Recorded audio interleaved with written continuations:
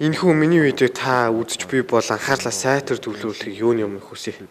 Учир нь онлайнаар мэдээлэл түгээхэд хүндрэл учирсан бүгд найрамдах хятад ард улсад VPN болон бусад програм аппликейшнуудыг ашиглаж Facebook, YouTube, Twitter зэрэг сошиал сувгууд холбогддог.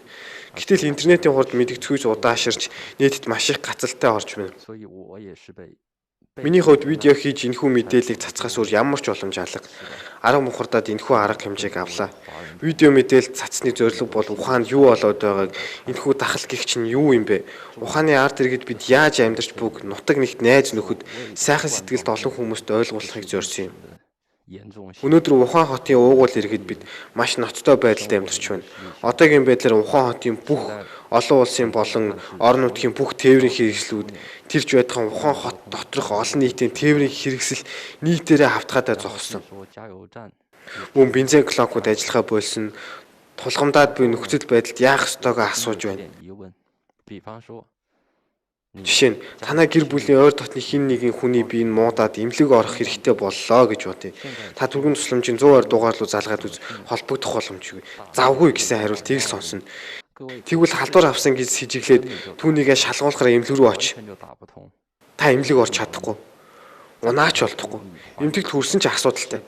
Эмнэлэг өвчтнөөр битүү дүүрсэн эмч танд үзлийн дугаар өгөхгүй. Дараалал жагсал гэж хэлнэ. Тэр нь хідэн цаг сунахыг хэн ч хэлж мэдэхгүй.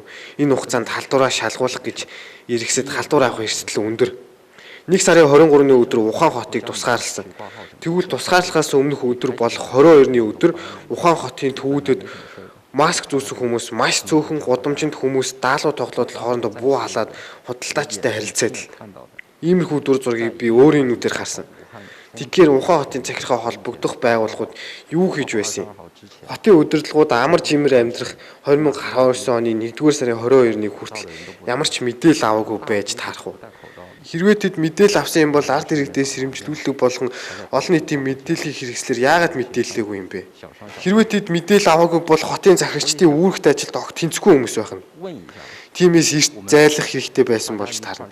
Надтай санал нийлэх хүн байна уу? Эсвэл миний лог сэтгэлээ буруу надад өөртөө асуудал байгаа юм болов уу? Та юу гэж бодож байна? Дөнгөж 1-р сарын 23-нд Ухаан хотыг тусгаарласны дараа л ард иргэдээ амныхаа зүүхийг уриалж энэ тэмдгүү анхааруулга наасан байна шүү дээ. Тэр цагаас л хойш хүмүүс олоороо гадаа гудамжинд маск зүүсэх хүмүүс харагдаж эхэлсэн. Ухаан хотын ард иргэдийг оройтуулан маск зүүлгэсэнд би хувьдаа маш их хардж байна. 2003 онд мөн л амьсгалын замын өвчин гарч маш олон хүн нас барсныг санаж байна. Гэтэл энэ алдаагаа өнөөдөр давтах гэж юу? Хамгийн ноцтой нь өнөөгийн дэгдсэн коронавирус нь 2003 оны SARS-аас аюултай. Нэг зүйлийг та төсөөлдөө та гэрээсээ гараад Ухаан хотын аль нэг тийш явъя гэж сана. Нийтийн тээвэр зогссон, өөрөө машинаа бариад эмнэлэг орё гэвэл бензин, газын колог бүгд л хаасан. Энэ мэдээллийг би интернетийн мэдээлэл тулгуурлаж хэллээ. Харахандаа өөрийн биеэр бензин колонк орж үзээгүй л байна. Үнэн бол дэндүү эрсдэлтэй нөхцөл бид амьдарч байна. Эмнэлгийн салбар зохион байгуулалтаа алдсан. Миний эмнэлэгт ажилладаг найз нөхөд маань надад ийм зөвлөгөө өгсөн. Чи эмнэлэгт очисон ч гэсэн чамд дархлаа сайжруулах тарилга, үргэлжлэлийн эсрэг хитэн тариал тарина. Тэгээд л болоо. Чи халдвар авсан бол үхлээл хүлээн. Ямар ч имжлэгээгүй. Ганцхан зүйлд найд өөртөө дархлаач нь эсрэг үүсч чадвал чи амьд гарна, сул бол үхэн. Хамгийн эмгэнэлтэй нь өвчний сэжиг илэрч халдвар авсан байж болзошгүй болоо гэхэд гэртээ хараад өөрийгөө тусгаал гэж эмчнэр хэлнэ. Үүнээс өөр юу ч хийж чадахгүй. Ийм новшин улс их орон манахаас өөр газар байна уу? Халдвар авсан 1001 удаагийнх байлаа ч гэсэн гэртээ хар өөрийгөө л тусгаал гэж яаж хэлж чадж байна? Энэ шийдвэр бол өөрт байгаа вирусээ бусдад тараа гэж хэлж байгаатай утга нэг биш гэж юу? Ийм хүнлэг биш арга хэмжээ авч байгаа улс орон засгийн газрыг өөр хаанаас олох юм бэ? Энэхүү видеог хийн цацнаар надад хувийн ямар нэг атга санаа зориг байсангүй хүн нэг л удаа амьдрна. Гэхдээ үний талд байж үнийг л бусадтай хаваалцах ёстой гэж би боддог. Би чин сэтгэлээсээ үнийг хэлж байна. Одоогийн Ухаан хот бол новшийн тамтай адил болж. Уг нь бол манай хот бол маш сайхан иргэдээ ээлтэй газар байсан. Сүн ядшон тухайн цаг үед хувьсгал эхлүүлсэн газар. Ухаан хотын Америкийн нэгдсэн улсын Нью-Йорк хотчиг модерн хэв загвартай хөгжилтэй хот болгон гэж хэлж байсан хайч юм. Одоо ямар болж өөрөө? Ухаан хотын гудамжинд хүн үхсэн эсвэл адил төстэй үйл явдлуудын бичлэгүүд сошиалыг эзэлсэн. Өнөөдөр бол цагаан сарын шөнийн 1-ний өдөр. Гэтэл баяр хөөр дүүрэн ухдаг цагаан сараар ухаанчууд баярлж чадах уу? Дээрээс нь их газрын хятадаас гадуур байгаа хятад хүмүүст нэг зүйлийг ойлгуулж хэлье. Хятад би болон миний эргэн тойрны найзууд 80 90-ад оныхон 20 30 гаруй насныхан тэнийг биш. Бид дахин амархан угаалгахгүй. Бид ой тоондоо бүгдийг сайтар дэнсэлж буй. Ямар улс босныг ч бид сайтар ойлгож байна. Бид хүчгүй сул дорой. Бидэнд арга чарга алга.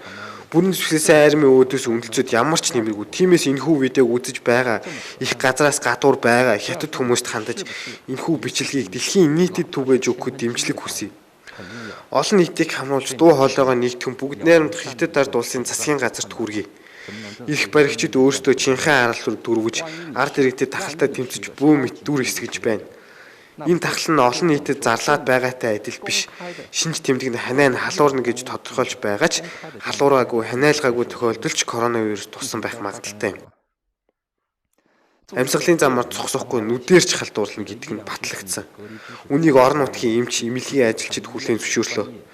Цагаан сарыг ухтан Ухаан хотыг тусгаарлахаас сарын өмнө ухаанчууд сая саяараа цагаан сард тэмдэглэх гээд олон хот руу тарцгаасан. Тэд өвчтөн халдвар түгээгчд мөн үү? Тэд коронавирусыг мэдлгүйгээр тараагч болсон уу? Хятад иргэдийг хэн хамгаалах вэ? Ийм олон асуултыг би иргэний хувьд ухааны болон бүх хятад улсын удирдлага засгийн газарт хандаж асууж байна. Хятадын засгийн газар ард иргэдэд өөрчлөлтөн сэргийлэх талаар юу хийж чадав? Тиймээс энэ үедээ үдсэн хүн бүр цааш нь түгээж өгөхийг хүсье. Ухаанд нөхцөл байдал төсвөрлөхийн аргагүй болсон. Цагдаа нарт баригдах, хоригдох бүхий л эрсдлийг үүрч би энэ бичлэгийг хийж цацлаа.